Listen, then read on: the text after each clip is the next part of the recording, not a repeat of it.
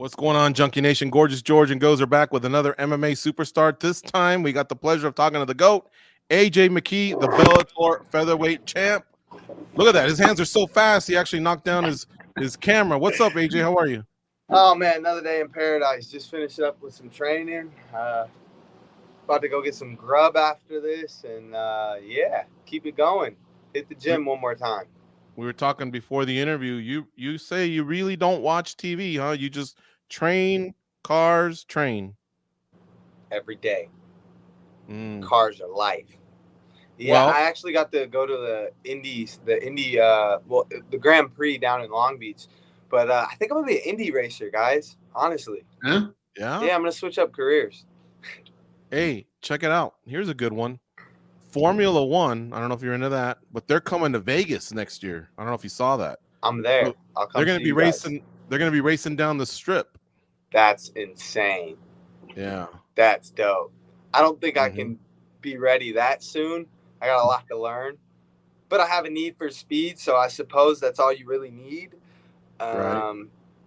Plus some skills. Now, I know when you were younger, you loved to go race the cars and all that, and then you, obviously, as you were, your career was taking off, it sounded like maybe you were putting that to the side, and now what you want to do is more on the competitive side, or do you still do a weekend street race from time to time? Well, you get older, you get wiser, so you, I don't really race on the street. My Honda is 700 horse, all-wheel drive now, so that's my little track car now. I got the Caddy finally. I told you guys I was getting that Caddy. You did. That's more of like a drag car, man. It's a boat, but that thing is so controlled too.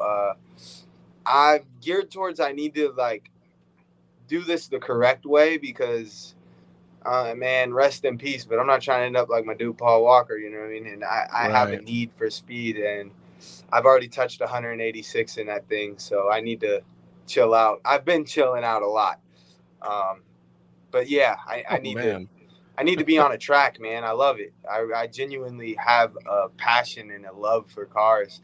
So I got to experience an Indy car for the first time, dude, and the speeds weren't crazy. Like I've touched those speeds before, but on a track, it needs to be in a controlled environment, and I had the pleasure of going down to the Long Beach Grand Prix, getting to ride in my first Indy car. I got to do a ride in the drift cars, which was insane. Drifting is a bit intense for me. I would still like to learn how to do it just so, sometimes something goes wrong, you know how to pull out of that situation. But, yeah, Indy cars all the way, man. I think it's like fighting in a sense. You got to gauge the spacing, the distance, being able to maneuver in between cars. And it's not bumper cars. You can't touch, you know what I mean? A collision at that high speed can be detrimental. So, yeah, I ordered a simulator. Oh, that's cool.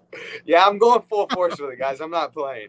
One of my questions was going to be, did you get to treat yourself to anything other than the car? Because I knew you were going to get the car, and I saw you got that 4 weeks ago. But I was going to ask you if you treated yourself to anything, but it sounds like you're treating yourself to a simulator. A simulator and a lot of Louis Vuitton, honestly. Okay. Y'all gonna call me Louis boy by the time I'm done. Definite. I just love it, man. I'm a big fan of Virgil, rest in peace. So I've been copping a lot of his drops. I got the Virgil bag. I just copped the Virgil sweatsuit. Himmy. Lunch.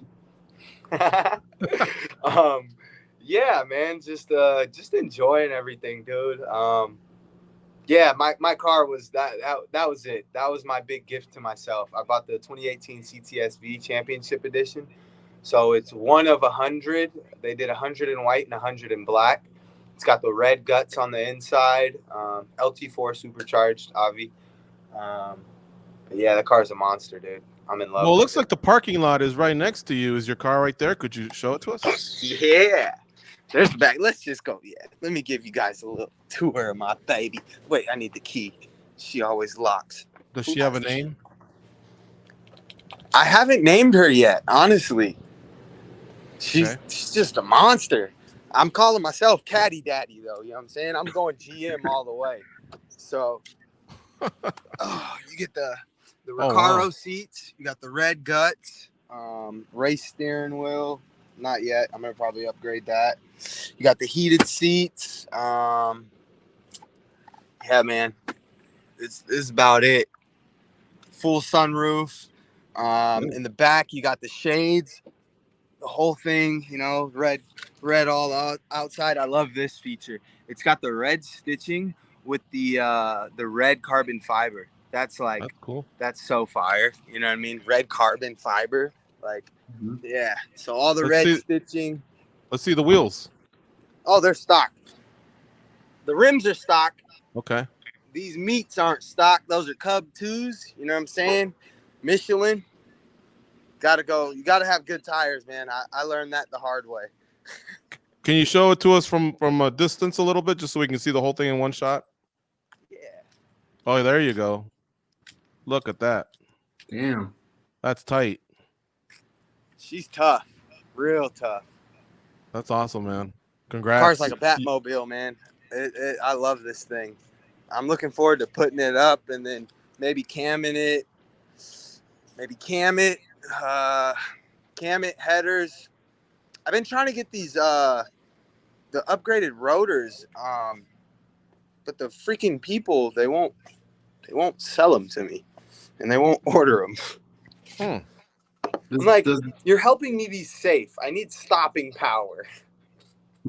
Does the car have any specific rules, like only AJ drives it, no food? Oh yeah, no, nobody gets the keys to that car. My mom has probably driven it twice. My dad drove it once. I mean, that's my baby. I'm an import guy, but this car is changing me. I don't know what it is. I'm still import for life, man. Acura, NSX, Supra, R34, GTR, import's the way to go. But man, LS the world, Craig. It's a real saying. You gotta LS the world. My one dream for an LS, I would get an RX-7 and I'd put a fucking LS in it. And I know all my import people are mad at me right now for saying that, but guys, just hear me out. First, second, third gear, all spinning. And yeah, that's all I really want to do is spin. Man, that's awesome. We're really, really happy for you. I'm glad you brought up the Acura, because in the 80s, that NSX, I think it was called, it debuted. It was a thing of beauty, man. And I always wanted to get one back then, but it was out of my price range. And then I saw it made a comeback recently in the last few years. And man, it is it really is really a cool car. So yeah, I love that Acura. My buddy actually has the new NSX, and I got to drive it. It's pretty crazy. I guess each wheel well has its own independent, like I forgot what it's called, but when you go around a turn, it has its own individual motor that like spins it to keep the traction while going around turns. So yeah, man, Acura is doing it, but I prefer the old NSX. That thing's like goated to me. You put like a little sleeper camper on the top of the engine bay. Yeah, that's it. And then obviously, like I got my S2000, my Honda CRX. Yeah, I'm about to get rid of my Mustang. I learned how to swing because of that. You and your dad have always been pretty tight. Does he still have to tell you, "Hey, AJ, cool it," or just be careful, or I mean, because you even told us yourself, "Hey, you know, I don't want to end up like Walker did." Yeah, I don't know. I think just having my city, Long Beach, behind me, and being able to experience that. Obviously, sometimes you get a little wild, you get out of hand a bit, but this opportunity and being able to go and ride in an Indy car and drift and do all that fun stuff, like it opened up a different avenue in my life, and you know, I've always wanted to be like a Baja racer or something, but IndyCar, I think that's the move for me. Like, I could do that and then build a trophy truck myself and then go link up with BJ Baldwin and go do something crazy out on the dirt one day too. And those things are like completely safe. You know what I mean? You could roll that car 20 times and you'll be all right. It's a full roll cage. But my next vehicle, I'm a GM guy myself, so I think I'm going to get an AT4. and then eventually build that thing out. I'm looking at 2023 Corvette, the C8. Whew. That thing's something different, man. I'm telling you guys. I want to see you on a commercial instead of McConaughey or one of those guys. I want to see you, in an American built car. Hi guys. Commercial. That's AJ. Yeah, I really love the car scene, man. It's a different avenue, but at the same time, man, it's a big loving community. Everybody comes together. Everybody supports each other, and yeah, it's fun, man. I really got to experience it being on the backside of everything. I got to see the pits. I got to see how that works. The actual Grand Prix is this weekend. Yeah, it's the 8th through the 10th. So I'm going to take my little brother out there. He's a car enthusiast along with my mom. And that's where I get it from is my mom. She's big into the cars. So, yeah, I'm looking forward to that. What you did, was it part of the celebrity race that they have, or that's what you did already? I think it's no, not the celebrity race. Okay. I want to do that, and that's why I bought the simulator so that I can learn what I'm doing and go out there and show out one time, and then they're gonna be like, "Yo, this kid's got some skills, low key." But I got to just it was kind of like how can I put it? It's kind of like a behind the scenes type thing. The drivers got to pretty much do their practice runs. With drifting, you have to lay down a lot of rubber on the streets. So they do the drifting first to lay down the rubber on the streets of Long Beach, throughout the streets, the sharp turns and so forth. So that when the Indy cars come through, obviously they can come around those turns at high speeds because there's a nice thick coated layer of rubber on the floor already. So when they come around those turns, they have nothing but grip and traction. Obviously, man, key to racing is grip and traction, kind of like fighting, grips and hips. There you go. Well, let's talk about fighting a little bit. So you got the rematch versus Pitbull. And, when I went back to research it and look at it one more time, one thing that stood out to me was, as heated as the rivalry was, at the end of the fight, you guys come together and it looked like he paid you respect and kind of passed the torch. Was that, what did you think of that moment? I guess, you beat a guy that was arguably the best fighter in Bellator ever because of his champ status, 7 title defenses, and you did it. You made it look easy, but yet you guys humbly, I guess, kneed in front of each other and spoke. What was that like? For me, it's all about respect. Just being a warrior, being that warrior, obviously tempers flare at times. Things are said. There's a big language barrier. So I don't know what his corner, his translator is telling him. He's saying I'm talking about his family and all this other stuff. So I just wanted to just pay that respect, give that respect that was due. Him being a champ prior, and I just wanted him to know that at the end of the day, I respect him. I respect what he's done, and that I would never speak upon his family. Even when we had our little altercation, I didn't speak about his family. I asked him how would he feel if I spoke upon his family. So once again, that's just a language barrier thing, and I just wanted to make sure that he knew respectfully, this is me and who I am. I'm a respectful person outside of the cameras and all that. Like, it's all love, obviously we both have jobs to do, and that's part of the game. I just always love to show respect, especially in a fight, man. Like, at the end of the day, like, we're fighting, bruh. Like, let's throw these things, and then at the end of the day, pay each other some respect and love it out. I'm a big lover as much as I am a fighter. I would say I'm actually a lover more than I am a fighter. I'm just giftedly talented at fighting. Gotcha. All right. Right now you're the best featherweight, in the world over there at Bellator, and there's a strong argument for in the world because at least in the USA Today sports rankings, the Bellator weight class over the years, even going back to Pat Curran, Daniel Strauss, Pitbull, they had great records and they had title defenses, and they kind of passed the torch on, a little bit. And at one point you made it to number 1, and so you and Volkanovski have been going back and forth. No, Now he this won't time you respond to perform, me. huh? He won't respond to me. He responded to Pitbull. Yeah. I'm waiting for him to respond to me. The day he responds to me, he's signing his will. What did you say to him? I didn't see that. Actually, I quoted something with him and Dana. I asked him specifically. I said, "Hey," I said, "how come when Patricio was champion, you responded to him? Now I'm barking up your name, and you won't respond to me." But no disrespect to small people, but it's like Battle of the Midgets. You know what I mean? Fucking, what's up? You don't want to respond to this big boy? What's going on? I want the smoke. You know, I don't just want the smoke. I like fire, baby. Like, let it burn. I'm all about it. So I don't know. Whatever. Everybody, yeah, it is what it is. I'm in due time. His time Yeah. is coming. Well, It this will come. week, this time he fights first, and then you got a chance to fight. And usually in rankings, a lot of time, whoever performs last can get a hold of that number one ranking. But I wanted to ask you, do you think he even wins this weekend against the Korean Zombie? Keeping it real. Yeah, I do. See, I don't like to touch base on other fighters and who they're fighting because at the end of the day, it kind of has no correlation to myself because I feel Yeah. like I'm such just a different, unique fighter.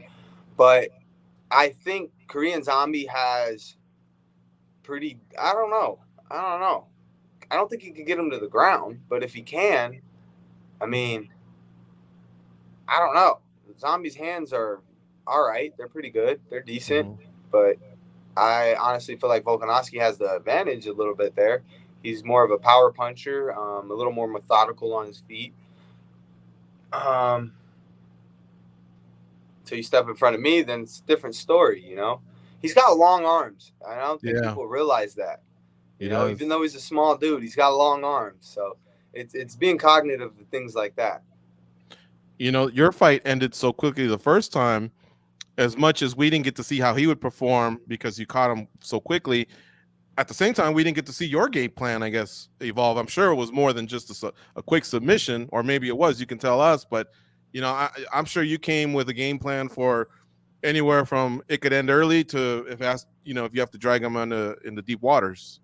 Well, me knowing my range, me knowing his range, um, I knew he had to come to me. So every feint he threw, I'm not biting. Nah, move. When you move, then I move. And he moved once, I moved once. We both recognized that we moved. So I stepped out on that. I stepped out away from the cage, let him get comfortable, and stepped off to the side. And that's where the head kick came into play. We both. I saw the left hand. He saw the right hand, and I saw him load it up. So this time, I pretty much faked the left hand and just threw the head kick because I knew he was going to bait with the right hand. And yeah, it's like I say, chess not checkers, man. You got to be thinking one move ahead at all times. AJ, you and your dad have always been really good at being able to read people, even without them saying a word, just kind of knowing exactly what that guy's all about and what they're thinking. For this particular fight, and if you want, you could even go back to the last one. But do you feel like when you get face to face with Pitbull, you'll know exactly where you stand and where he stands by just reading his eyes? Partially, I've already kind of noticed certain little things he's saying in interviews. He's kind of hyping himself up. Oh, I'm going to take center of the ring. I'm coming at him like a wild man. Da, da, da, da. Like, okay, cool. Like that. That's all cool. Body language is it's a language. You know, it tells a whole story, and it tells a bigger story than verbal. So for me, just being able to recognize that, I used to work at a club in Hollywood, so body language is key. Being able to notice when someone's drunk, being able to notice when someone's too drunk. You got to be able to really assess what's going on, whether it's a violent person, whether just everything comes into play in that moment. So yeah, with this fight, I'm approaching him as the champ because I'm the champ. So I think that's what's going to psychologically kind of mess with him a bit. And yeah, man, I read it in The Art of War. Mental warfare is the number one type of war. So if you can mess with someone's head, like you're already winning. But I think the skill set is what has really just kind of threw him off and messed with him. Do you believe this will be the swan song for 145, or is there a chance they could still maybe keep you around for one more fight at 145? I don't know. We'll see. We'll see how things play out. For me, this is the 155-pound title because, as you guys know, my father's saying, to be a champion, you must beat a champion. Patricio Pitbull has not beaten a champion. Patricio Pitbull was the champion and released the belt. But in all understanding, from his perspective, why would he want to see AJ McKee with another 10 pounds on him, faster, stronger, and bigger? Smart, especially since I almost missed weight. I was 2 ounces over last time. With that going into mind, obviously he's like, all right, well, let's make him cut weight and be all hard. But I didn't run as much that camp. This camp, I've been running 3 miles, 3.5 miles every single day. So conditioning's not an issue. Weight's not an issue. I was 156 this Monday. Like, Wow. Everything's good. I was actually getting a little too low too fast. So, yeah, I got to enjoy a nice bone-in ribeye and just, eat. I love to eat. I'm a food head. I love my red meat too. So steak all the way. I think I'm gonna open up a steakhouse one day, guys. I got a lot on my mind. I want to do You a sure lot do. of things. You mentioned the art of war, and it got me thinking. Mercenaries always have a list, right? Yes, You got sir. a list? Can you tell us who's on it? My list. Well, who's on it? There's been 18 victims so far. Apparently, I didn't finish the job the first time, so we're gonna have to do this one last time. I'm actually about to drop a shirt, a sweatsuit, and it's my hit list. And April 15th, it says 2. You know what I mean? So we're gonna get a ×2 in there, and I'm excited, man. My hit list. The thing with me is becoming a world champion. It wasn't just AJ McKee's a champion. Like when I became the champion of the world, I already knew I was the best 145er in the world. So solidifying myself as a champion was it. That was like, yo, you're the best fighter in the world, bro. Fuck what anybody's talking about, organizations or anything else. Like you're that guy, bro, and you know it. And that just comes.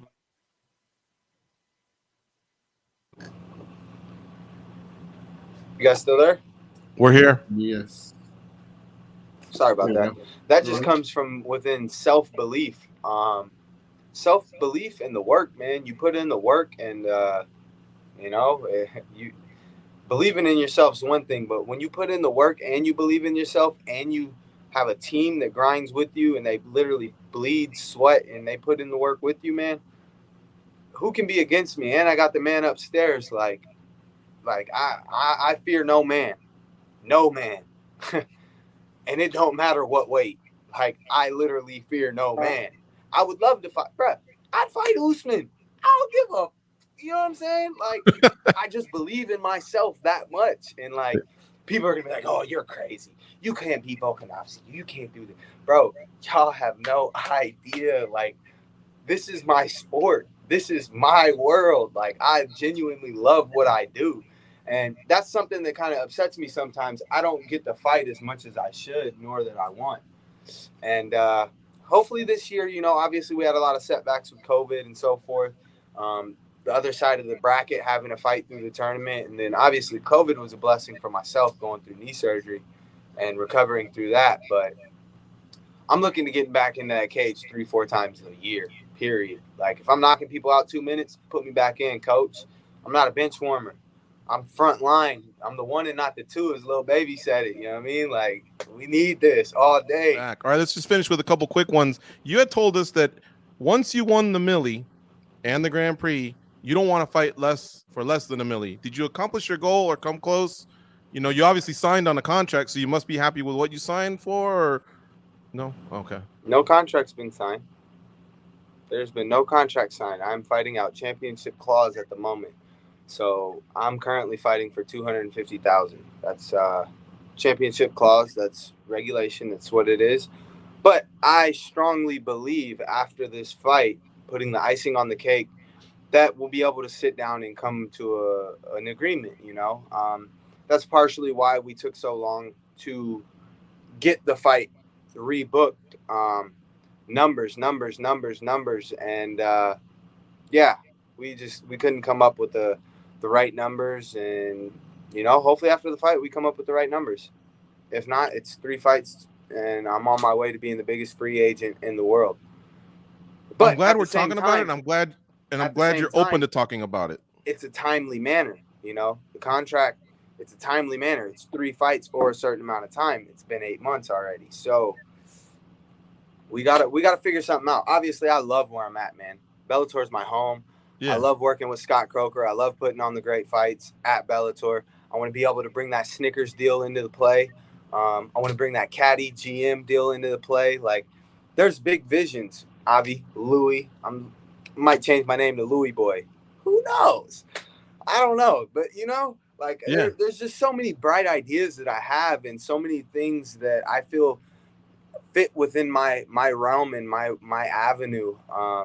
They just correlate into my lifestyle. You know what I mean? Like the car scene, the fashion. I'm the best dressed fighter there is. Period. Like, wait till y'all see the drip. Like, it's crazy. Like, nobody's doing things like me. Come on, what fighter goes out and puts together a spring outfit because he's fighting in spring? Can y'all? Who's literally thinking like that? Like, I went to my guy, Mr. James, Rob P, OG triple triple, and was like, yo, we're doing spring colors. Like, it's spring. We coming out. Like, go green all the way. Y'all got a sneak peek of the next color. Yeah, I saw that. I didn't want to say it. But hey, it looked good. It's like nobody's doing stuff like me, and then trying to associate companies like Louis Vuitton into our realm.